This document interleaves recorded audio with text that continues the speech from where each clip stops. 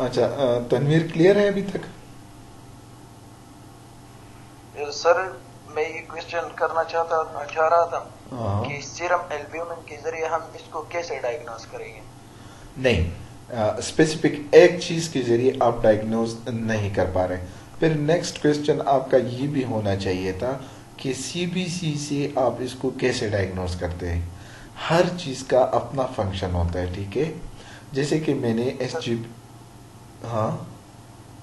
Sir मैं ये x ray होता है या ये टेस्ट के जरिए हम करते हैं, या ये एक्सरे होता है या अल्ट्रासाउंड ना ना होता है, ना, किस ये जरिए करते हैं। सीबीसी जो हम ब्लड ड्रा करते हैं ना, जो ब्लड हम ड्रा करते हैं इसके जरिए ये एल्बुमिन हम पॉइंट आउट करते हैं, ठीक है, ये ब्लड के जरिए।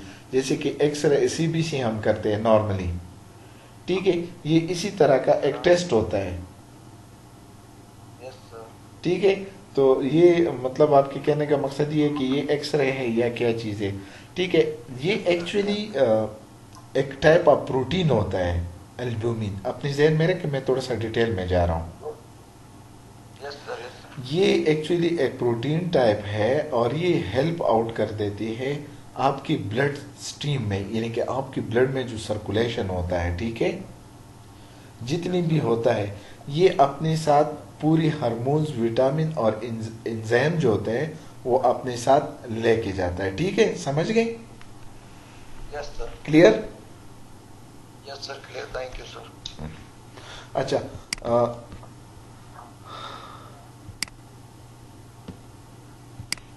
Next, treatment all patient with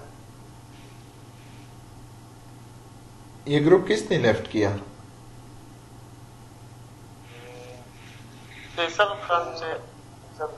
ठीक है, इसका फिर मुझे सेंड नहीं करना, ठीक है। जो अटेंडेंस जो लोग यहाँ पे हैं, और एक नोमान गफूर का मेरे ख्याल में चार्ज का इशू था, नो इशू, इसने ज्वाइन किया था, एक लेक्चर इसने कंप्लीट किया था, उसका मुझे सेंड कर दे। और बाकी जिसने लेफ्ट किया है उसको मुझे नहीं भेजना, ठीक है। ठीक है सर, मैंने स्क्रीनशॉट ली इससे पहले। ठीक है। ठीक है। अच्छा, अवैस इसको पढ़ ले ट्रीटमेंट।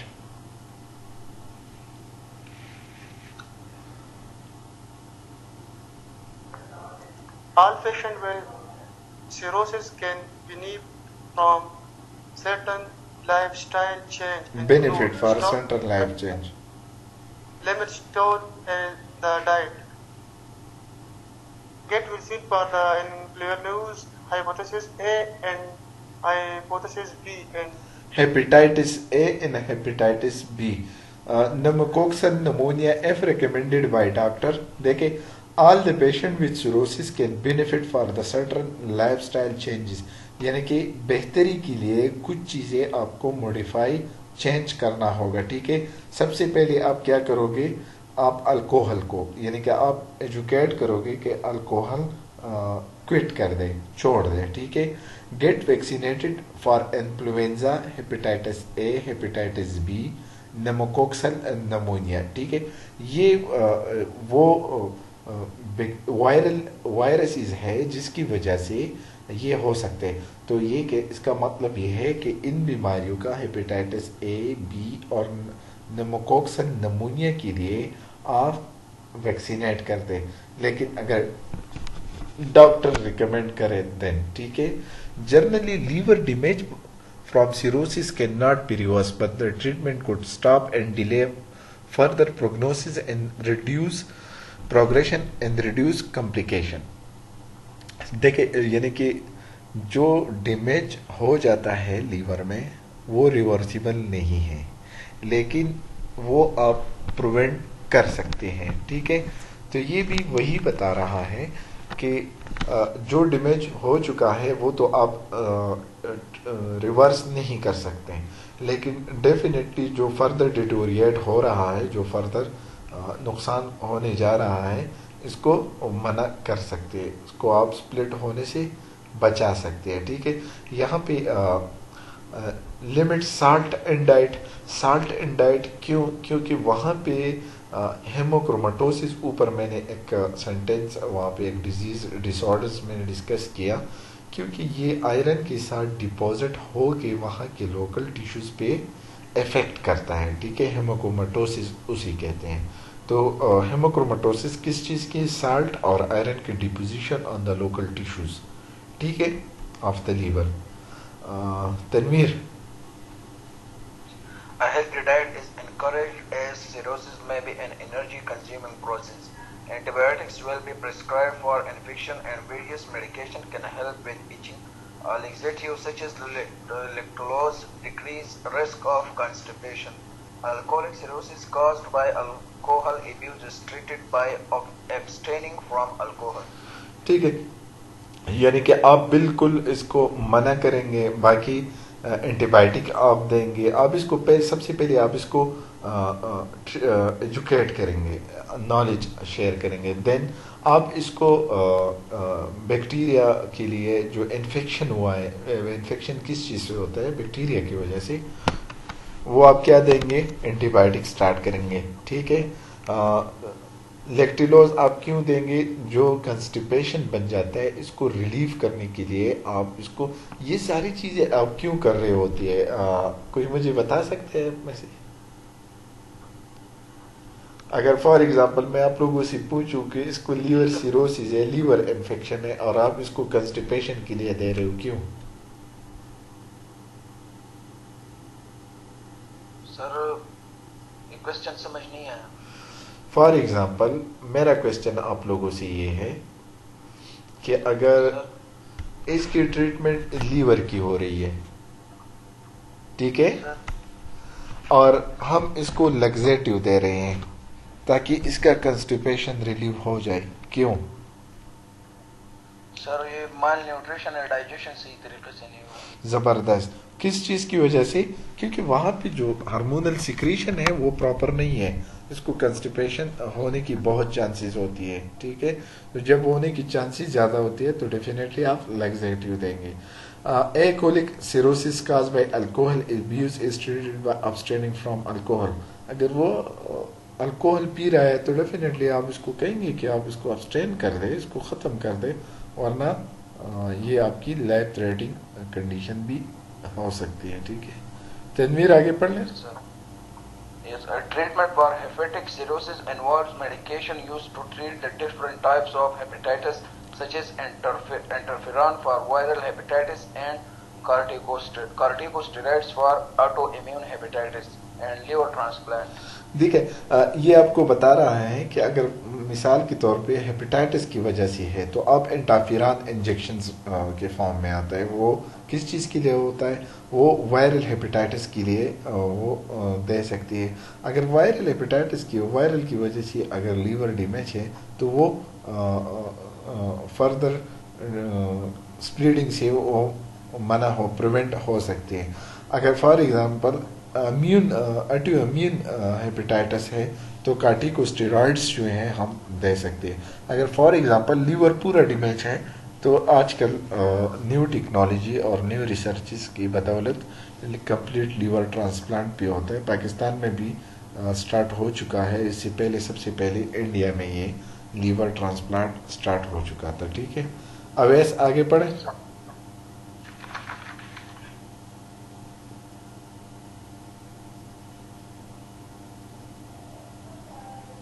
अवैस, और कौन है हमारे साथ? इनाम। अताउर रहमान भी ज्वाइन कर लिया।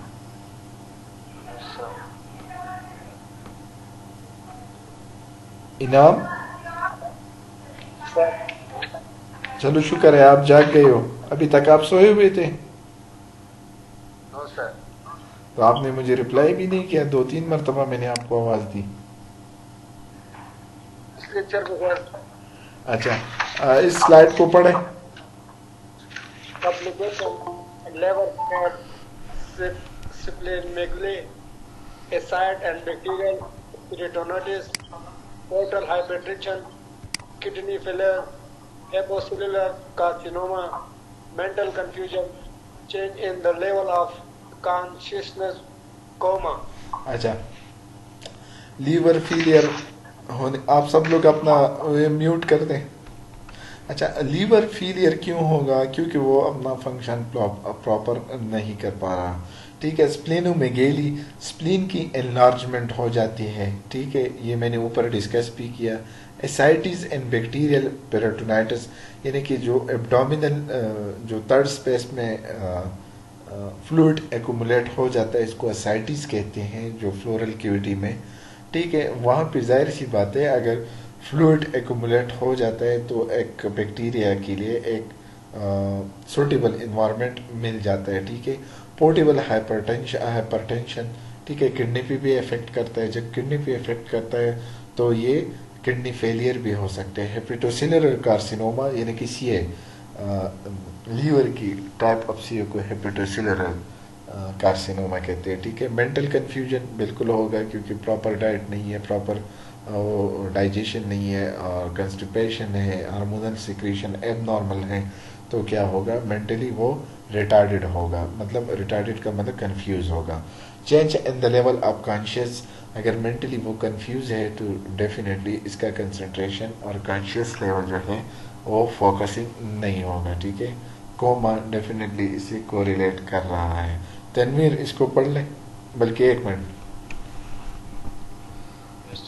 क्यों no, Ataur Rahman,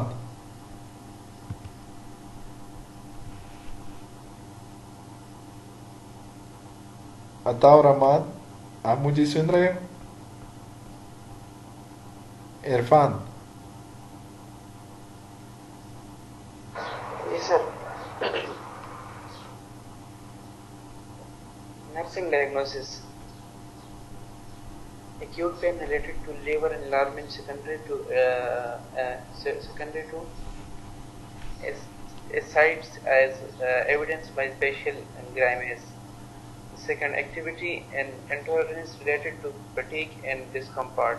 Third, imbalance nutrition less than body requirements related to chronic gastritis, decreased GI gastrointestinal motility, and anorexia. Fourth, altered breathing pattern related to decreased lung expansion secondary to intra-abdominal fluid collection, mean ascites. Ascites. देखे, ये वही nursing diagnosis है।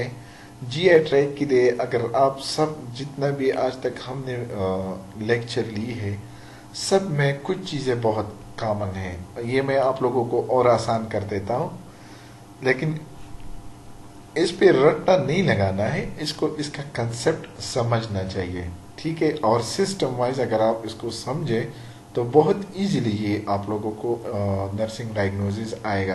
क्योंकि ये first skill lab में जो मैंने आप लोगों का सीमेफ का मैंने आप लोगों का डायग्नोसिस का बताया था, तो इससे मुझे पता चला था। इसके बाद मैंने जितनी भी पीपीटीज बनाई हैं, जितनी भी लेक्चर्स बनाई हैं, सब में मैंने कोशिश की है कि हर डिजीज वाइज मैं डाल सकूं, ठीक है। देखें यहाँ पे acute pain related to liver enlargement, hepatomegaly की वजह से एनलार्जमेंट ऑफ लीवर को हेपेटोमेगेली भी कहते हैं। Secondary to ascites evidence by physical grievance, ठीक है। जो एसाइटिस एब्डोमिनल में जो फ्लूइड्स भरा हुआ है, जो एबनॉर्मल सा प्रोट्रूजन एब्डोमिन में बना हुआ है, जो सेकेंडरी एब्डोमिनल फ्लूइड कलेक्शन बना हुआ है, इसकी वजह से पेन हो सकता है, ठीक है। हुआ पेन है, acute pain. Activity tolerant related to fatigue and discomfort, activity वो क्यों नहीं कर सकता, क्योंकि इसको पेन है, इसको वो थकावट है, वो कंफर्टेबल फील नहीं कर रहा है, तो इसलिए एक्टिविटी इंटॉलरेंस है, ठीक है। ये चीज़ें आप लोगों को ऐसी याद आएंगी, आप इसको खुद अपने अल्फाजों में इंटीग्रेट करने की कोशिश करेंगे, देन आप लोगों को याद रहेगा, ठीक है। इम्बैलेंस, जाहिर सी बात है, मैंने ऊपर भी डिस्कस किया कि इसकी जो ऑलरेडी लीवर जो स्टोरेज फैट्स है वो अंदर वो खुद बॉडी के लिए यूटिलाइज कर रहा है और वो नहीं ले रहा है due to the chronic gastritis. GI motility जो पेरिस्टालिसिस मोमेंट है वो प्रॉपर नहीं है और इसको भूख नहीं लगती, तो जाहिर सी बात है इसकी बॉडी की रिक्वायरमेंट्स पूरी नहीं होगी, ठीक है। ब्रीथिंग पैटर्न इसका अल्टर क्यों होगा? क्योंकि इसकी एब्डोमेन में जो फ्लूइड भरा हुआ है, इसकी वजह से इसकी लंग्स पे भी प्रेशर पड़ा हुआ है। तो इस पे जो प्रेशर पड़ जाता है, इसकी वजह से भी इसको एसयूबीज और या अल्टर ब्रीथिंग पैटर्न हो सकता है। ठीक है। Risk for injury and bleeding related to alter clotting mechanism. Anyone can explain this point?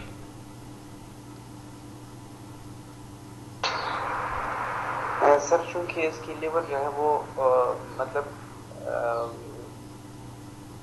Affected है, तो लिवर चूंकि हमारे ब्लड में बहुत इम्पोर्टेंट रोल प्ले करती है, इस वजह से इसकी वजह से उसकी क्लॉटिंग होगी उसकी ब्लड में, और उसी वजह से उसको इंजरी और ब्लीडिंग जो है उसको उसके रिस्क में होगा, मतलब उसके रिस्क में होगा, उसको हो सकता है ब्लीडिंग और injury. Excellent, good job. Irfan, आपने बताया, एक्सप्लेन किया? जी सर। अच्छा, गुड।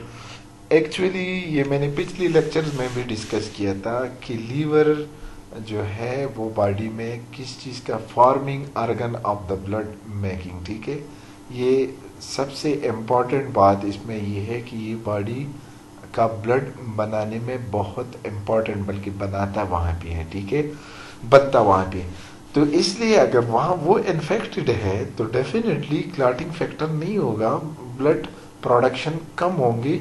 इसलिए सीबीसी यहाँ पे तनवीर का एक पॉइंट यहाँ पे भी क्लियर हो जाएगा कि यहाँ पे अगर ब्लड नहीं बना रहा, प्रॉपर नहीं बनता, तो डेफिनेटली पूरा मैकेनिज्म जो है वो डिस्टर्ब, अल्टर होगा। ठीक है। Fluid volume excess is related to ascites in edema formation. ठीक है। अगर जाहिर सी बात है एसाइटिस बना हुआ है, जो एब्डोमेन की ऊपर जो फ्लूइड कलेक्ट हुआ है, इसकी वजह से फ्लूइड एक्सिस हो सकता है। एक दूसरा जनरलाइज एडिमा, जो इन्फेक्शन हुआ है बॉडी में, सेप्सिस की चांसेस, सेप्सिस हुआ है, इसकी वजह से फ्लूइड एक्सिस हो सकता है। ठीक है। Alter coping skills related to disease, ये कोई मुझे बता सकता है? ये पॉइंट ये मैंने पहले लेक्चर में भी एक्सप्लेन किया था।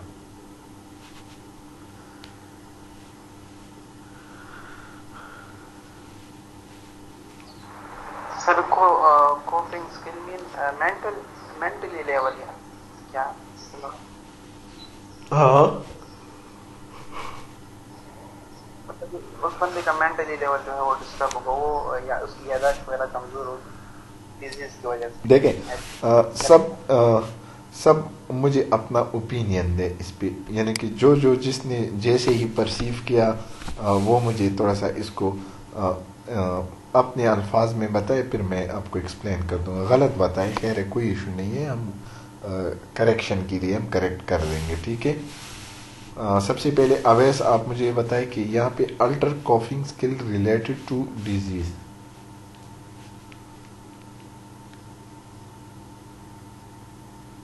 अवैस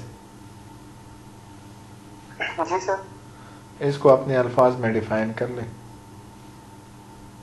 सर जो कुकिंग हो तब्दील होना है सर। बताएं, जो भी आपके माइंड में आता है वो मुझे बताएं। सर जो वो मैकेनिज्म का था वो चेंज करा सर। ठीक है। बाकी सेकंड,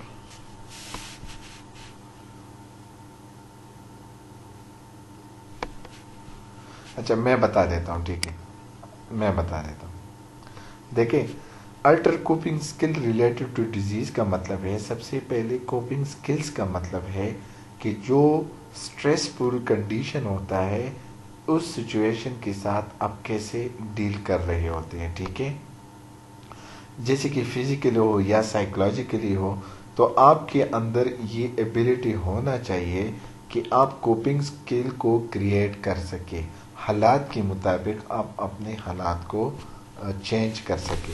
ठीक है। इसको alter coping skill related disease.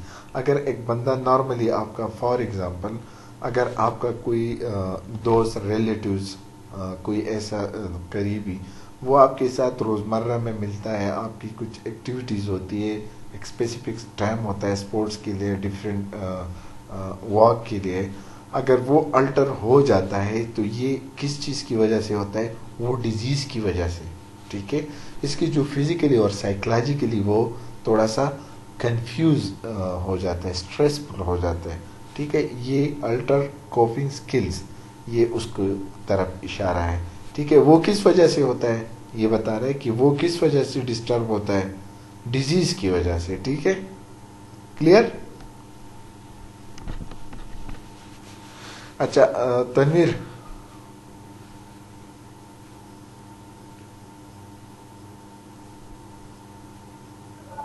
Yes, sir. Read out. Nursing. Okay. Nursing interventions provide comfort measures such as back rubbing and changing position to relieve pain. Teach the patient relaxation technique like deep breathing. Provide quiet and calm environment. Give analgesics to relieve from pain and fever. Evaluate patient's current activity tolerance and adjust activity and reduce intensity of task that may cause undesired physiological changes. Help and encourage patient to eat or feed the patient when fatigued or let someone nearby to help patient. ठीक है, ये बिल्कुल simple discuss कर चुके हैं सारी चीज़ें। ये वही बात बता रहा है। रबिंग यहाँ पे एक न्यू वर्ड है, तो मतलब यह है कि रगड़ने से इसको प्रिवेंट करें, क्योंकि अगर आप इसको एरिया को फ्रैक्शन देंगे, इसको रगड़ेंगे, तो डेफिनेटली वहाँ पे स्कार्स बन जाते हैं, क्योंकि क्लॉटिंग जो ब्लड है वो ऑलरेडी, फॉर एग्जांपल अगर सीबीसी इसका कम आया हुआ है, अगर आप इसकी रबिंग कर ले तो वहाँ पे निशान बन जाता है, स्किन इफेक्ट हो सकता है, ठीक है। पोजीशन अगर इसको पेन है तो पोजीशन चेंज करके उसको आप कंफर्ट दे सकते हैं, ठीक है। और पेशेंट को डीप ब्रीथिंग एक्सरसाइज के बारे में आप टीच करोगे। इससे क्या होता है? इससे ऑक्सीजन की supply through out the body, through out the body proper oxygenate हो जाती है पूरी ऑर्गन्स, ठीक है। एनाल्जेसिक भी आप देंगे, क्योंकि अगर वो पेन में है तो उसको आप कंफर्ट भी देना है, ठीक। अगर फिटीक है, अगर कहीं पे जा रहा है और वो आपको लग रहा है कि वो फिटीक है, तो डेफिनेटली इसको हेल्प आउट करना चाहिए, ठीक है। Keep head of the bed elevate to facilitate breathing for day, reduce pressure on the diaphragm, ठीक है। ये भी को कनेक्टेड चीज़ें हैं और ये स्पेसिफिकली इस किस्से को कम्बिनेट करते हैं। प्रेशर जो डायफ्राम पे बिल्डअप हो जाता है किस चीज़ की वजह से? एसाइटिस की वजह से। तो अगर आप इसको पोजीशन दें, सिमिलर पोजीशन दें, तो वो कंफर्टेबल फील करके अच्छी तरीके से सांस ले सकेगा। Restrict intake of coffee, gas producing and spicy excessively hard cold food to add and reducing gastric irritation, abdominal discomfort, they may impair oral intake digestion, ठीक है। तो ये चीज़ें कॉफ़ी क्या काज करते हैं? कंस्टिपेशन काज करते हैं, इसलिए ये चीज़ें आपको नहीं देनी है। स्पाइसी फूड नहीं देनी है। स्पाइसी फूड क्यों नहीं देने? ज़्यादा प्रोटीनिक डाइट भी नहीं देने, क्योंकि लीवर डैमेज है, वहाँ पे प्रॉपर डाइजेशन नहीं हो पा रहा है, ठीक है। Protect patient from bleeding, monitor urine, stool, gums, skin for the sign of bleeding, brushing. तो ये सारी चीज़ें अगर ब्लीडिंग की चांसेस हो रही हो, क्योंकि वहाँ पे एडमिनिस्टर विटामिन के इस ऑर्डर्स, क्योंकि clotting factors of the blood वो क्या है? विटामिन के आप इसको ऑर्डर करेंगे, यानी कि जो ऑर्डर हो चुका है उसको आप एडमिनिस्टर करें। अगर नहीं हुआ है तो ये आपको मॉनिटर करना होगा, ठीक है। तो आज का तकरीबन 2 लेक्चर कंप्लीट हो चुके हैं। आवेश, तो सबसे पहले आप आज का अटेंडेंस अभी के अभी जैसे ही मैं बंद कर दूं तो आप मुझे फॉरवर्ड कर लें। जिसने ज्वाइन किया है और वो लेफ्ट कर चुके हैं उसका नहीं, और जिसने नोमान गफूर, मुझे याद है इसने पूरा एक लेक्चर लिया, और दूसरे में इसकी मोबाइल का इशू था गांव में, वट एवर जो भी था, लेकिन इसने अपनी कोशिश की है, ठीक है। तो वो मुझे आप अभी फॉरवर्ड कर दें। दूसरा ये है कि वहाँ पे आप लोगों को पहले जितनी भी प्रेजेंटेशन हो चुकी है वो आप लोगों को मिल चुकी हैं? जी सर। इसमें कोई प्रेजेंटेशन या कोई टॉपिक जो वीडियो क्लास था सर वो कल मेरे ख्याल में कल शेयर की तलहा ने कल मिल चुका है?